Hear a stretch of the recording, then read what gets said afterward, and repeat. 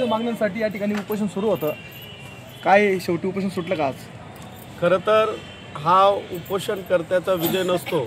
उपोषणकर्ता ज्या भारतीय संविधानाप्रती नितांत श्रद्धा आणि विश्वास ठेवतो, आज खरंच या 9 दिवसाच्या चाललेल्या आंदोलनामध्ये बाबासाहेबांनी गोरगरीब, कष्टकरी, शेतकरी व या देशाच्या वंचित शोषित घटकासाठी जो संविधान या देशाला दिलं आहे, खरा विजय या भारतीय संविधानाचा झाला आहे असं मी आपल्या चॅनलच्या माध्यमातून या ठिकाणी जाहीर करतो।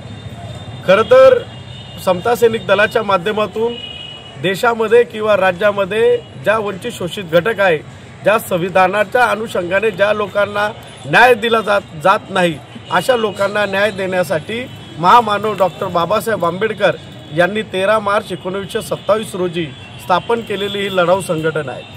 आणि त्या एक संघटनेचा एक शिलेदार म्हणून, समता सैनिक दलाचा एक जिल्हा पदाधिकारी म्हणून माझं हे नैसर्गिक कर्तव्य होतं की पाचोरा भडगाव तालुक्यामध्ये ज्या ज्या सामाजिक समस्या आहे त्या